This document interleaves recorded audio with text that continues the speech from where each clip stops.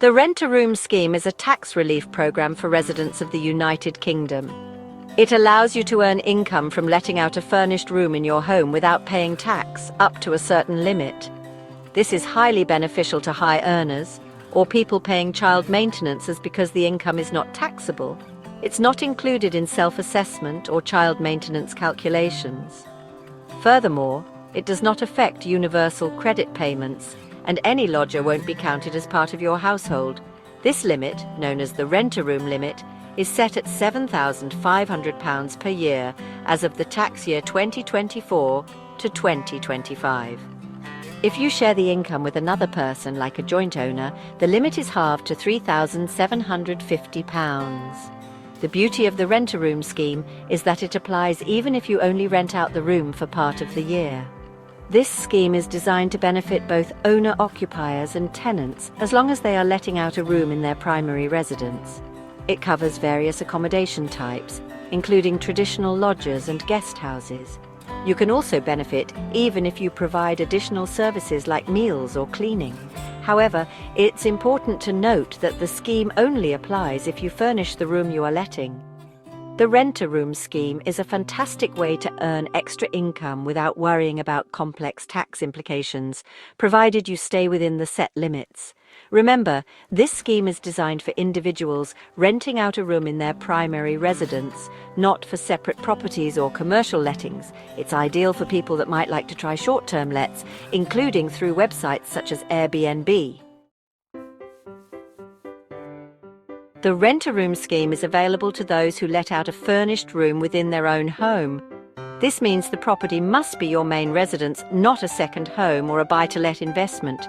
You are eligible whether you are an owner-occupier or a tenant, as long as you're renting out a room within your primary residence. Importantly, the room must be furnished for the scheme to apply. You cannot claim relief on income from letting an unfurnished room. Additionally, the room being let out must be used solely for residential purposes. Using the room as an office or for any other business activity disqualifies you from the scheme, although there are exceptions for lodgers who work from home outside of typical work hours or students who are provided with study facilities. Another key requirement is that you must be resident in the UK to use the rent-a-room scheme. If you move abroad and let out your UK home, you are no longer eligible for relief under this scheme. The way you calculate your tax liability under the rent-a-room scheme depends on your gross receipts, which include all income from rent and any additional services you provide.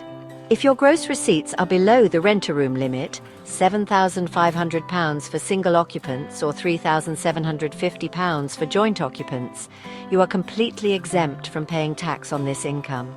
This means you keep all the rental profits without any tax deductions.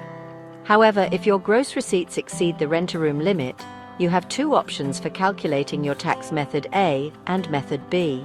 Method A involves calculating your actual profit by deducting allowable expenses and capital allowances from your total receipts. This method allows you to offset any costs related to letting the room, such as bills or repairs, potentially reducing your tax liability. Method B, on the other hand, disregards any expenses or allowances. Instead, you pay tax only on the amount exceeding the rent-a-room limit. For instance, if your gross receipts are £9,000, you'll only pay tax on £1,500. The choice of method depends on your individual circumstances and which one results in a lower tax liability.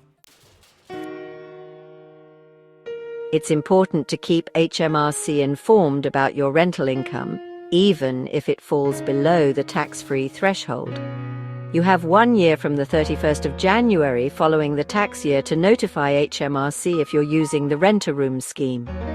This also applies if you choose to opt out of the scheme, for instance, if you want to declare a loss. While the rent-a-room scheme generally disallows loss claims, you can choose to opt out and calculate your tax liability using Method A. This allows you to declare a loss if your expenses exceed your rental income. This loss can be offset against future rental profits or, under specific circumstances, against other income sources.